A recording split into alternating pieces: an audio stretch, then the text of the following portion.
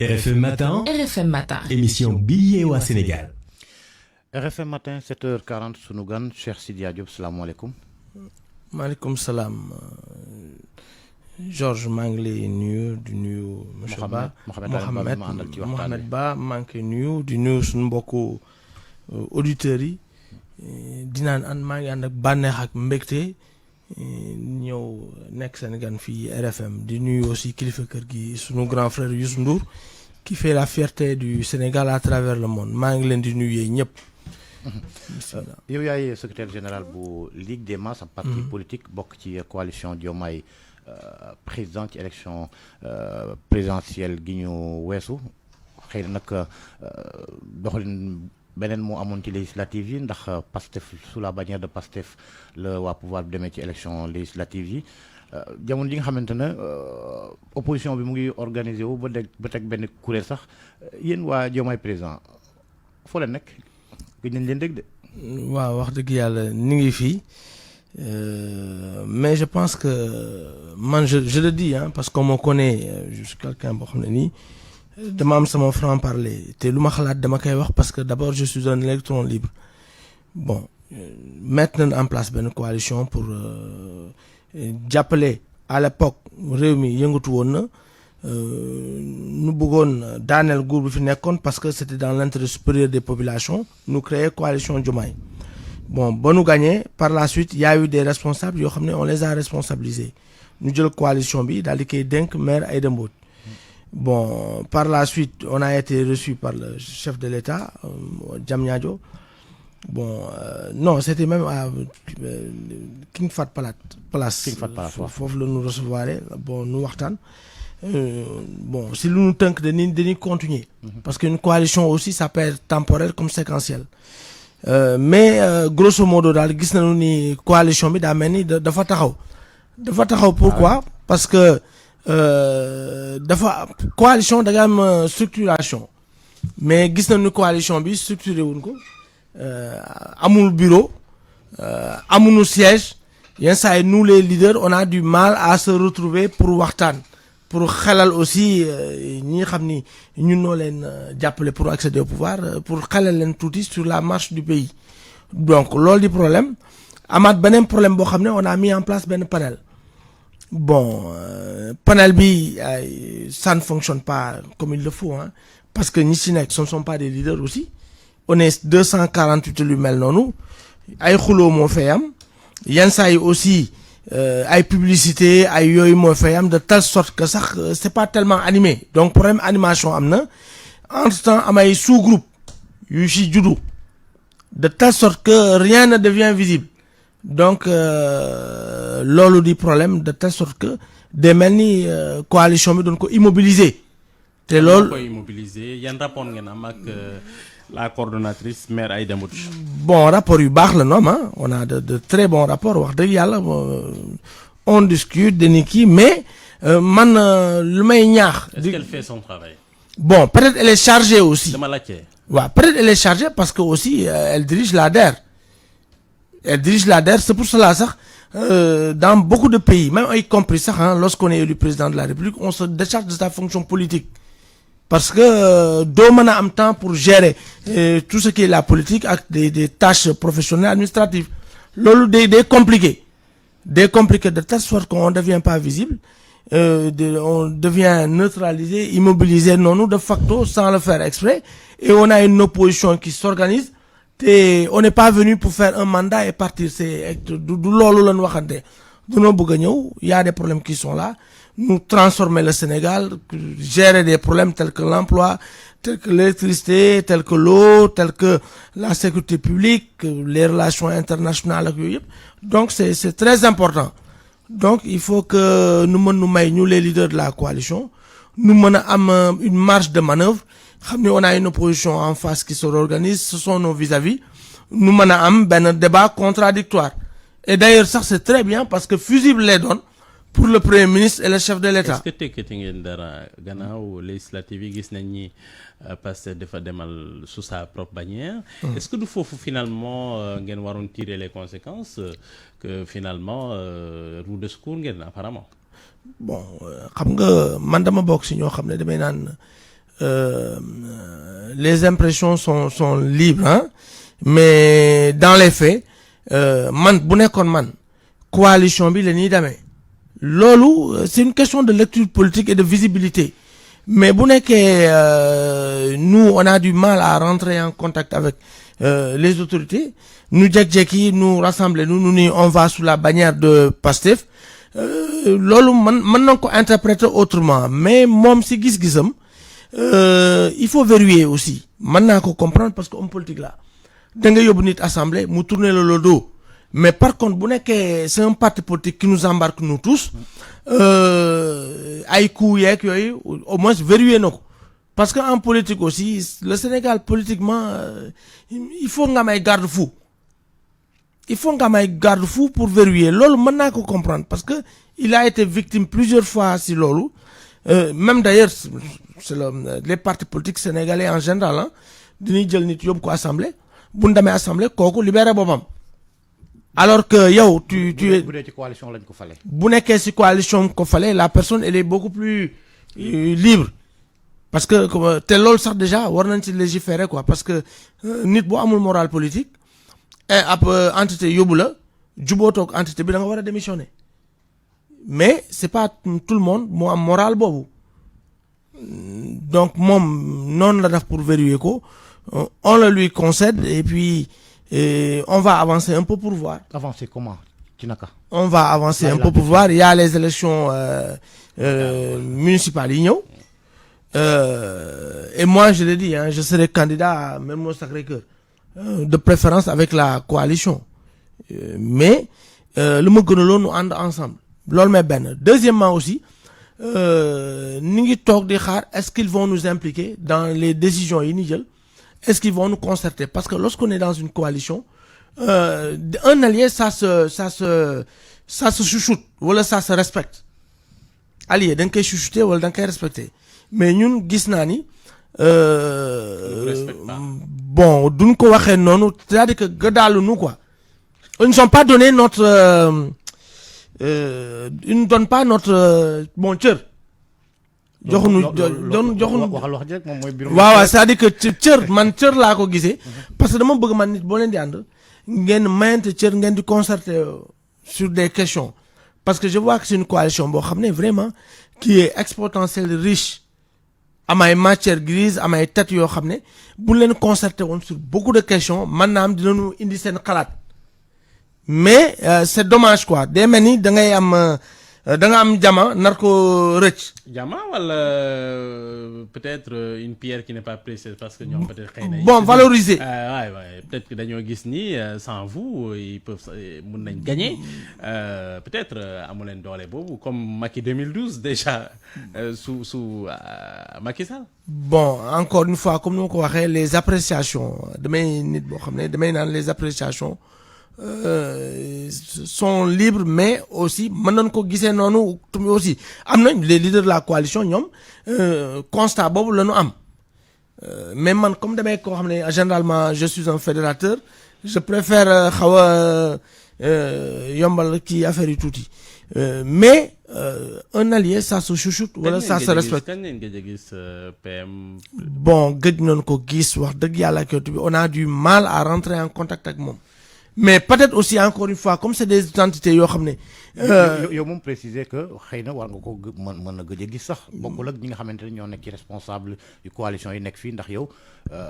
man je suis basé en France vous vivez en France. waaw bon mi moom di président Diomaye bon gëj nañu gisante au début peut-être SMS yi doon na jàll. doon nañu waxtaan mais léegi xam nga c'est normal ils sont chargés. Comme ils sont chargés nag un président de la République c'est pas quelqu'un koo xam ne da nga koy yónnee SMS mu tontu la du koo xam ne da nga koy woo téléphone mu jël la parce que même il y va de la sécurité de l'État un premier ministre aussi il a beaucoup de charges du koo xam ne nii voilà circonstance rek ngay am pour gis ko rapidement may na la cër ku la bëgg la et cetera pour ngeen mën a waxtaan rapidement mais ce sont les charges mooy def de telle sorte que di nga ko comprendre mais concernant notre coordonnatrice elle doit être joignable. moom elle n'est pas joignable boo ko non faut le dire elle n'est pas joignable boo ko yónnee message du la tontu boo ko wéy du jël man j'ai été une des rares personnes qui a eu la chance hein woo ko mu jël mais c'est pas le cas de te benn yoon laa ko mos a woo mu jël faut le dire c'est pas le cas de la quasi-totalité des leaders de la coalition yoo xam ne ils sont en train de broncher ils sont en train de rouspéter ils commencent à devenir frustrés te nanu moytu loolu parce que ñi xam la vie politique sénégalaise xam na ni frustration baaxul ci coalition présidentielle. On a vu en 1978 lorsqu'il y avait on devait faire le choix entre Abdou Diouf ak Babacar Ba am na ñoo xam ne dañ ci frustré wu ñu ñëw en 2000 frustration Feu Djibo Leyti-Ka ak le président Moustapha Niasse moo tax Abdou Diouf dam. On a vu aussi que Ablaye Wade le président Ablaye Wade frustration moo ko fi jëlee les Cheikh Tidiane Gadio Idrissa Seck ay Macky Sall noo ko fi jëlee Macky Sall ci boppam frustration moo ko fi jëlee ce sont les Mimi Touré et autres c'est différent mais frustration day juddu di juddu il faut nga étouffer ko di recevoir les membres de la coalition di waxtaan ak ñoom di leen laaj leur avis sur les questions essentielles qui animent la vie. Justement ban appréciation ngeen am ci réew mi ni muy doxee est-ce que dëkk bi mi ngi avancer. Bon objectivement il faut être honnête réew mi tar na ça faut le dire mais ñun on a hérité parce que je suis de la majorité aussi te dama koy assumer on a hérité d'une situation catastrophique. Bon on a hérité d'un pays boo xam ne ci wax pour le moment ndax waaw amul lenn lu ñu mën a teg ci table bi naan la situation est catastrophique. Bon mais en tout cas bon si lu ma gisagum parce que aussi chiffres yi ñu am ce sont des chiffres yoo xam ne qui ont été relayés par vraiment des organisations qui sont extrêmement sérieuses hein. On a vu que problème amoon na dëkk bi donc ñun ba ñu ñëwee on a hérité des choses yoo xam nga les réalités je le disais hier les réalités de l'opposition ak du pouvoir bokkul. Man nga ni man lorsque je viendrai je ferai ça loolu déclaration d'intention la parce que on l'a vu partout hein, dans tous les pays au monde noonu la ñuy def lorsqu'on est dans l'opposition on a un discours boo xam ne on a des solutions rapides. Tout ça est-ce que c'est honnête? Mais parce que tu n'as da ngeen yor baguette magique. c'est-à-dire que xam nga lorsqu'on n'a pas les chiffres on n'a pas la réalité des choses loolu wute naag lorsque yaa ngi confronter affaire yi day mel ni nga ni da nga bëgg jabar damay am jabar mais est-ce que yow am nga les moyens boo amee jabar et après donc c'est-à-dire qu'on a trouvé ici une réalité boo xam ne qui était extrêmement difficile.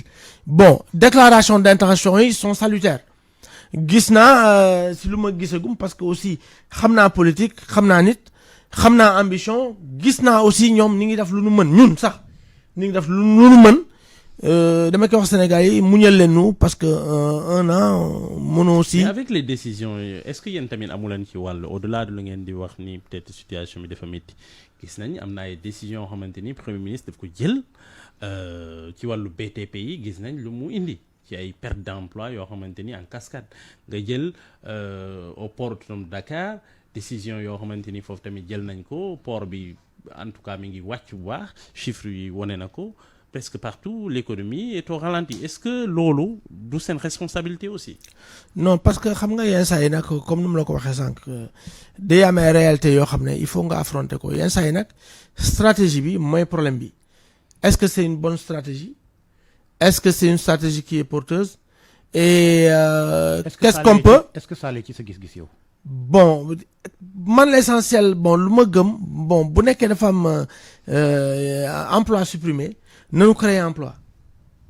Il faut créer de l'emploi. S'il y a des emplois, voilà, ça dit que non, il faut qu'on remplace quoi. Parce que emploi, warul teub. Bu ñu teublowé ben emploi, nañ jéma xolaat yan stratégie lam pour mettre en place des emplois. Hier, j'étais en train de le dire que au niveau de l'emploi, man sama xalaat man, il faut d'abord favoriser encourager l'entrepreneuriat. Lolo, ça peut nous créer des emplois, c'est très important. Mais avant foofu est-ce que c'est pas garder d'abord emploi yi nga am. waaw qu'est-ce que vous avez fait pour garder emploi yoo xamante ni fekk ngeen ko fii te c'est des milliers ñu ngi perte. waaw mais xam nga encore comme nu mu la koy expliquer yenn saa yi da ngay gis entreprise boo xam ne day dem à volo parce que ñi fi jugee ils nous ont pas laissé une baguette magique hein wala une cuillère en or hein ay entreprises yoo xam ne danoo nekk dans le déficit lan fi fekk on a trouvé des entreprises yoo xam ne qui sont déficitaires donc qu'est-ce qu'on peut faire lan lañ mën régler problème bi essayer de trouver une autre solution loolu day am c'est des choses qui arrivent même dans les pays émergents les pays développés suppression d'emploi day am mais di loo xam ne dañ koy naqarlu warul am mais day am ça fait partie de la marche de l'économie entreprise moo demee noonu TFM tey mën ngeen maa ngi laal bant les emplois faut sauter demain mën ngeen jékki-jékki les emplois reviennent loolu day am entreprise day am ay réalité yoo xam ne da ngay nii j'ai mes finances yoo xam ne qui me permettent pas de faire face à mes dépenses lenn laa mën jéem a xool naka laay def faut toujours c'est comme ça faut rationaliser limiter les dépenses et voilà quoi augmenter les recettes. yéen waa Diomaye président da ngeen mer waaye dafa mel ni da ngeen di pes di raay de. non c'est-à-dire que xam nga am na man comme ni ma ko waxee je suis un électron libre parce que wax dëgg tamit dafa baax il faut être honnête les réalités il faut les dire telles qu'elles sont problème am na on a supprimé des emplois léegi li solution bi c'est quoi nañu jéem a xool yan niche moo nu mën a permettre nu jéem a recouvrer ces emplois qui sont perdus loolu day am ma koy naqarlu encore di masaw bu baax a baax les emplois qui ont été supprimés parce que c'est difficile d'abord on est dans un pays boo xam ne qui est extrêmement difficile dëkk bi dafa tar problème yi bëri na donc yenn saa yi c'est des choses yoo xam ne nii vraiment ça arrive malgré quoi. Que répondez-vous à ñi jàpp ni vous n'étiez pas préparé bu ngeen di yegg si nguur gi. Bon, encore une fois c'est une question d'appréciation xam nga un homme politique nag peut-être il faut savoir anticiper aussi les choses déclaration d'intention rek nga am parce que tey aujourd'hui je peux dire que bon mën naa diriger les États-Unis un homme politique exemple un homme politique mën naa diriger les États-Unis mën naa diriger la France mën naa diriger la Russie ou bien un des pays ou bien une économie émergente mën na nekk mais avec la réalité en face buñ la ko tegalee il faut que nga am en place des stratégies yoo xam ne mën na ci génne donc di nga mën a anticiper mais souvent il faut faire face il faut le comprendre xam nga lii l'essentiel la volonté politique et essayer de trouver des solutions urgentes c'est ça qui est important il y a eu des emplois qui ont été supprimés au niveau du port qu'est-ce qu'on peut faire essayer de trouver d'autres emplois jéem a xool naka leen def pour jéem a seet une entreprise qui peut se délocaliser au Sénégal pour jéem a combler yooyu remplacer yooyu recouvrer ces emplois. mais solution bi fu mu nekk. waaw mais man encore comme ni ma ko. quand je dis solution je fais référence au livre de Ousmane Sonko. waaw le livre d'Ousmane Sonko nag liiru ma ko nag. wax dëgg yàlla ak bon? je l'ai pas lu am naa ko mais je l'ai pas lu parce que. Pourquoi? Non parce que déclaration d'intention la. xam nga des solutions j'ai que ça. y a que ça am na ay solutions par exemple da ngay gis par exemple Ricardo mais am na ay solutions yoo xam ne qui datent des siècles Adam Smith am na ay solutions yoo xam ne qui datent des siècles donc c'est-à-dire solution am na man je peux te faire une solution Ousmane Sonko est économiste aussi donc c'est-à-dire que problème boo gis. Oui les agents des impôts ça fait partie du ministère de l'économie et des finances c'est un fiscaliste mais solution problème boo gis rek solution day am mais est-ce que la réalité. Donc man déclaration d'intention d'Ousmane Sonko moo ma ëppal solo ak son engagement à faire bouger les lignes loolu c'est ça qui est important jéem a xool ni problème am na nanu jéem a réactif tuuti pour essayer de régler les problèmes. En quelques secondes. waxtu bi daanaka jeex na. li waral seen coow li yëpp est-ce que du dañ leen cërul rek. Non c'est-à-dire que dañuy waxante yéen waa Diomaye non dañuy waxante dëgg te yàlla tax. nit boo leen àndee ngeen xeex jël nguur da ngeen ko war a vous devez gérer ensemble la chose d'accord ñoom sax nee nañu du partage du gâteau d'accord naa mais on doit responsabiliser les leaders de la coalition parce que ils ont les compétences. te am na une solution. ñaata kii lañ leen jox. ñaata c'est-à-dire. emploi mais. des postes de responsabilité dinaa gis rek dina nu nommer mais tuuti na. Tuuti na bon si on doit être 111 parce que 111 je crois ñoom la compter mais war nañ ci nommer peut-être une vingtaine wala yu mel noonu bon bëgg nga yow mi mais lan moo tax boo may bañ bëgg na